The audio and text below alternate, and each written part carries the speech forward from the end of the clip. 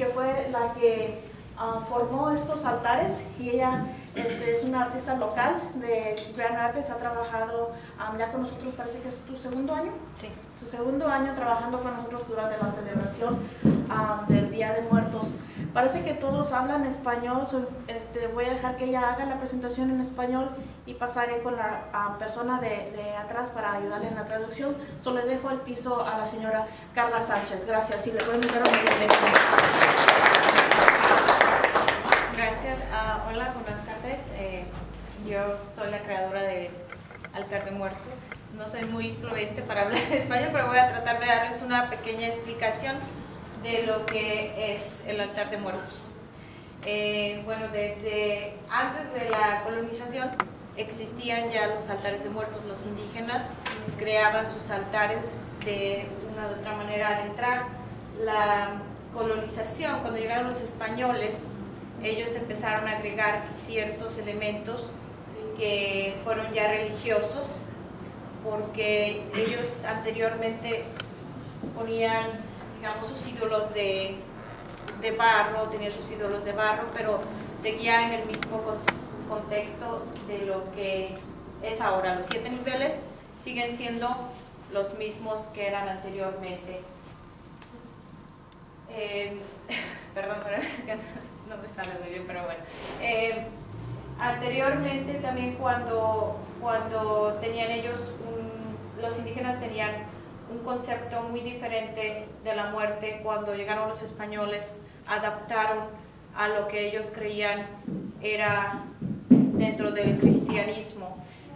Los indígenas pensaban que cuando una persona moría ahogada o moría de algún otro tipo de muerte, se iba a lo que era el paraíso de Tlaloc. Y cuando morían en la guerra, o mujeres que morían de parto, se iban al paraíso de Huitzilopochtli, que era el dios del sol, donde ellos hacían un contexto diferente, donde si una persona moría por ejemplo, de muerte natural, se iban al Mixtlán, donde ahí pasaban varios años hasta que ya encontraban, ahora sí como dicen, la obsidiana, que ellos era lo que llamaban, porque era la obsidiana para ellos, la piedra de obsidiana era algo muy, muy valioso.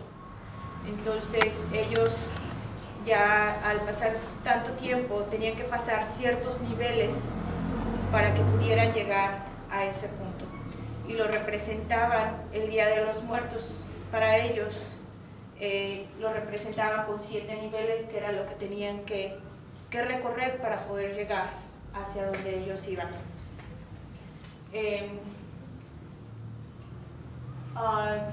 Con el tiempo pues fueron cambiando las cosas. Cuando ya llegaron los españoles, ellos trataron de modificar bastante la manera de cómo los indígenas veían los altares de muertos, cómo era que los estipulaban, por qué los ponían de esa forma, por qué ponían esos elementos, por qué lo hacían de esa manera. E inclusive cambiaron el mes en el que ellos lo hacían, porque según los calendarios, por ejemplo, Mexica, los mayas, el azteca y todo, era en el 9º mes, que se refería al mes de agosto, que era el Día de los Infantes, y el mes de septiembre, que sería el Día de los Adultos, de los difuntos adultos. Entonces los españoles cambiaron el mes para poder ellos coincidieran con sus festividades cristianas, que era en noviembre, que era del día, digamos, de Todos los Santos, y lo cambiaron para de esa manera ellos tratar de imponer más el cristianismo dentro de los indígenas. Y inclusive el mes de noviembre, dentro de las culturas mexica y todas, era la iniciación del mes de invierno. Entonces por eso se refería a que lo movieron bastante, digamos, para poder adaptar a lo que ellos querían, y de esa manera fueron imponiendo sus, digamos, sus artículos, o digamos sus ídolos religiosos cristianos, que fue de esa manera que lo hicieron. No podían, como muchos saben un poquito de historia, no podían traer y evangelizar luego a los indígenas, sino que lo fueron haciendo, intentando con muchos esfuerzos fallidos una y otra vez. Los españoles trataron de hacerlo y traían, inclusive cuentan que trajeron una osamenta de España de un santo, donde llegó al puerto de Veracruz, creo fue, ¿verdad? Cuentan que la historia, ¿no? Cuentan que lo trajeron y que ahí fue donde los monjes o los sacerdotes españoles empezaron a hacer su primer altar de muertos, donde ellos trataron de imponer sus digamos, sus sentidos religiosos. Bueno, les voy a explicar un poquito más de los elementos que son de un altar de muertos. Ahí tenemos un altar de muertos de niños. Ese es el de 3 niveles. Es un poquito menos elaborado que lo que es un altar de adultos, que es más completo, porque los niños en sí, ellos tenían menos niveles que recorrer para poder llegar hacia lo que era su obsidiana, digamos, o su paraíso. Inmediatamente, como dicen, tenían pase completo un niño para llegar hacia donde tenían que descansar. El primer elemento, vemos la cruz de ceniza, que acostumbraban a poner la cruz de ceniza digamos, del fogón de la casa. Lo hacían. ¿Por qué era la cruz de ceniza del fogón de la casa? Porque supuestamente cuando llegaba el alma del difunto, él iba a oler esas cenizas que eran del fogón de su casa y iba a reconocer de esa manera. Hay que alumbrar todo el camino tenía que estar alumbrado completamente para que pues todos pudiera ver ese alumbramiento dentro de lo que era el camino hacia el final. Tenía enseguida, por supuesto, los símbolos religiosos ya con la entrada del cristianismo. Enseguida era el escalón hacia las ánimas, que tenían que tener sal y agua para aquellas ánimas que se quedaban perdidas en el purgatorio o que de alguna otra manera tenían que salir ese día de los muertos, los dejaban, como dicen, salir del purgatorio y ir a convivir con sus familiares. Enseguida estaba el escalón donde tenía que haber, por ejemplo, ya el espejo, un peine, una toalla, un jabón, para poder asearse supuestamente el alma del difunto, asearse, prepararse para ir a festejar y a deleitarse en el siguiente escalón con todos los alimentos que los familiares habían dejado para ellos esa noche. Y ya enseguida encontramos las fotografías, todas las fotografías de la gente que murió, del difunto, por un decir, si era representado en una sola casa, por ejemplo, se murió tu abuelito, ponías nada más la fotografía de tu abuelito y ya era dedicado totalmente a él. Sus artículos personales, ponía sus sombreros, sus cuestiones, ¿no? Sus ropas o lo que ellos quisieran que representaba a ese difunto. Anteriormente, después de la colonización, como no existía la fotografía, los indígenas pues ponían, primero antes de la colonización, ponían sus ídolos, ¿no? Como representar, digamos, este era mi abuelito, o no sé, o ponían ciertas cuestiones, pero después cuando llegó la colonización, como no existía, les digo, la fotografía, los españoles les dieron permiso de exhumar sus cuerpos y poner los cráneos. Por eso es que en muchos altares vemos los cráneos, porque no existía, entonces ponían, por ejemplo, exhumaban el cráneo de ciertos parientes y ponían el cráneo de los niños o del papá, y de esa manera era como representaban a quién iba dirigido ese altar. Al final, pues ya en el último escalón se encontraba la cruz podía ser hecha de limones, de ramas, de lo que fuera. Ellos representaban así el final de lo que era la salida hacia allá, el otro mundo. Encontramos aquí unos elementos junto al altar que son el maíz. ¿Por qué usan el maíz los indígenas? Bueno, fue algo que se quedó con ellos. Aquí está seco porque saben que en Michigan no podemos encontrar fresco, ¿verdad? Y no encontraríamos para poder hacer totalmente un arco de hojas de maíz como iría. Lo ponían así, el maíz era, dentro de las culturas, era muy fuerte, era vida, era el alimento diario de cada uno de los indígenas, entonces era la representación de la vida. Las cadenas que tenemos aquí, estas cadenas representan entre la vida y la muerte, era lo que se creía ya después, cuando se introdujo el papel, por supuesto fue cambiando poco a poco, ¿verdad?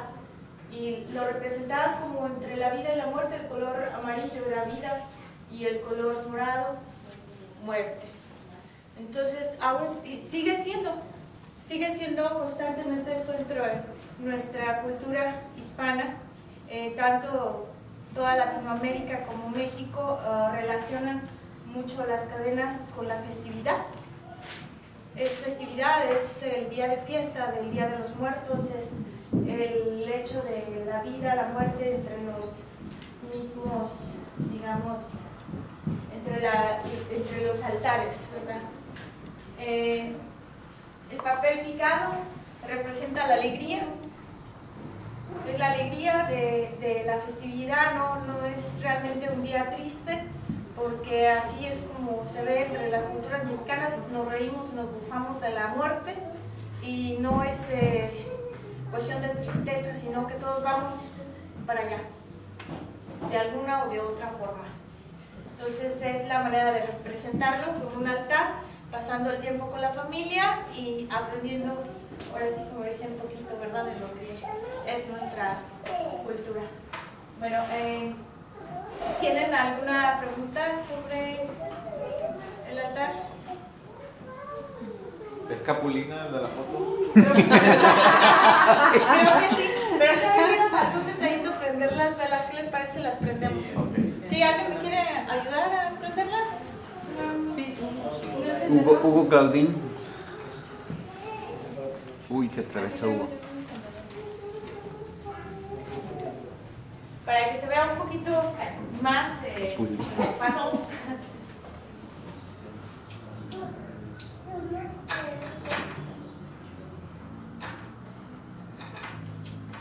Oye, pero también depende mucho del lugar donde se celebre, ¿no? Exactamente, es dependiendo mucho. México es, como sabemos, un país muy grande, muy variado en cuanto a cada tradición, cada lugar es diferente. Esto, lo que yo estoy representando es Consejería en Guanajuato. Esto es lo que nosotros vemos, un altar de muertos en Guanajuato, es de lo más completo en todo el país. ¿Por qué razón? Porque ya va variando y va cambiando bastante. Los 7 niveles, como les digo, siguen siendo desde antes de la colonización, sigue igual, sigue vivo. Sigue vivo. Aquí podría haber más elementos, pero no los tenemos. Es difícil de conseguirlos, pero nos acercamos bastante a lo que es lo tradicional y nos apegamos a que conozcan un poco lo que sería en Guanajuato un tipo de altar de esta manera. Dicen que en Oaxaca ponen cempasúchil desde la entrada de la calle, ¿no? Hasta, sí, hasta el altar, ¿no? También en Guanajuato se pone mucho es difícil de conseguir aquí el cempasúchil. Muy caro, ¿no? Pero si hubiera habido, yo lo quise representar un poquito con estas flores que serían más o menos parecidas al cempasúchil. Y el cempasúchil es hermoso verlo tirado por donde quiera, se hacen alfombras completas de cempasúchil y también de lo que le llaman la rama de pirul. La rama de pirul era muy usada anteriormente y sigue siendo usada porque cuando fallece alguien, como el cuerpo empieza a oler, tapa y cubre bastante los olores de un cuerpo en descomposición. Entonces la usaban también para los altares de muertos y la siguen usando para que dé ese olor a lo que es misterioso y llamativo, digamos, el olor del pirul es muy fuerte.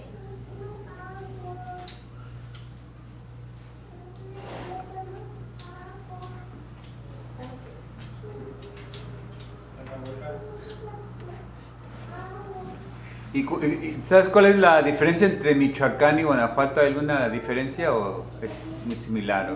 Es muy similar, muy similar. Yo soy de un lugar pegada a Michoacán. Oh, Ok, yo estoy a 5 minutos de Michoacán. Soy pegadita ahí de nacimiento y trabajé mucho tiempo en casas de cultura y tuve la oportunidad de viajar y de ver los diferentes altares en Michoacán. Son las festividades muy similares a lo que es en Guanajuato. ¿Y del DF es lo mismo o hay No, cambios? varía un poco. ¿Cuáles son las diferencias? Las diferencias son los niveles en los altares. Son los niveles, son más pequeños, no son tan monumentales como es aquí. Hola, preciosa, ¿me vas a ayudar?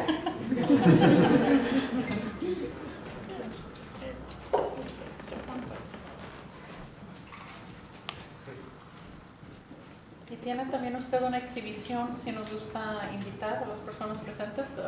¿Es hoy más tarde o es Hoy por la tarde, a las 5 de la tarde, mi esposo, él es mi esposo, también él está siempre conmigo, ahora sí como somos los dos a la par, somos creadores de esto también.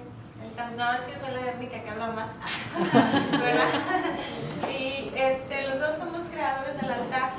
Y también nosotros somos creadores de catrinas. Aquí hay parte de nuestro trabajo, nosotros somos catrinas. Y hoy tenemos una exhibición, la apertura de una exhibición en una galería, en la Galería Richard App. Vamos a estar el día de hoy de 5 de la tarde a 9 de la noche. Va a haber una exhibición de nuestros trabajos de este año. Digamos, de lo que hicimos es parte artística, lo que nosotros hacemos. Oye, por ejemplo, las tradiciones en Yucatán, hay alguna, me imagino que hay una diferencia, ¿no? Pero ¿sabes cuáles son esas? La diferencia entre Yucatán Y sería el centro de México, ¿no? El Bajío. Yo creo que siempre, ¿no? Va a haber de un lugar a otro. Si te vas al norte, en el norte, por ejemplo, no hacen altares de muertos. En el muerto, no conocen las calaveritas de azúcar, por ejemplo, toda la región de Zacatecas, por allá del norte no lo conocen. Y, por ejemplo, en Guanajuato, Michoacán y todo eso es muy popular, el dulce al alfeñique y las calaveras de azúcar. Es muy popular, entonces es algo diferente. La gente, por ejemplo, en Guanajuato hace los altares hasta donde puede. Donde puede, no les interesan. En Michoacán igualmente los hacen en su casa, los hacen en todos lados, ¿no? En las iglesias, en el centro, donde quiera vas a ver un altar de muertos el día de hoy. Y en Yucatán lo que tengo yo entendido es que casi por lo regular es muy similar a lo que sería Michoacán, únicamente en el panteón. Nosotros no le llamamos altar de muertos, yo no le llamaría altar de muertos, sino sería más bien ofrenda, lo que llevas a un panteón. Porque en el panteón tú llevas tu ofrenda, te pasas la tarde o el día completo al lado de la tumba de quien falleció, lavas tu tumba, la adornas con flores, llevas comida, llevas bebida, pero ahí estás. Esto es una ofrenda y es muy popular también en México. Todo el mundo, yo creo los que son mexicanos y latinoamericanos saben que vas al panteón y limpias tu tumba de tu persona fallecida, la barres, la lavas, pones flores frescas. Hay gente que va y las pinta, se lleva su comida, ahí comen y ahí se pasan todo el día. Pero esas son más ofrendas que altares. Oh, ok. El estar ahí. Dicen que, no me acuerdo qué parte de Yucatán lavan los huesos, ¿no? De eso sí no tengo conocimiento, no, te voy a ser sincera, no sé de eso que lavan los huesos. No, lo único que sé es que el Día de los Sacan los Muertos, huesos y los lavan. sí, el Día de los Muertos lo que sé es que hay, por ejemplo, regiones en México donde, por ejemplo, si tu muertito ya cumplió 15 años de estar enterrado, ese día tiene que salir del panteón. Oh, ok. ¿Sí? Ese día salen del panteón, sacan los huesos y hacen una misa de huesito presente, digamos, en vez de cuerpo presente, ¿verdad? Será huesito presente, y los llevan, y entonces sí, ya en una urna en la iglesia ahí lo depositan. Pero eso es muy común. ¿En dónde es eso? ¿En dónde? Yo lo he escuchado que lo hacen en Guerrero. Ah, Guerrero. En Guerrero.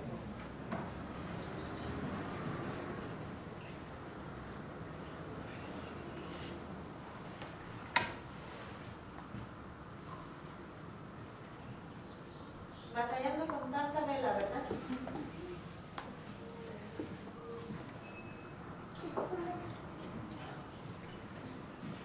Todavía no acabamos. No, todavía.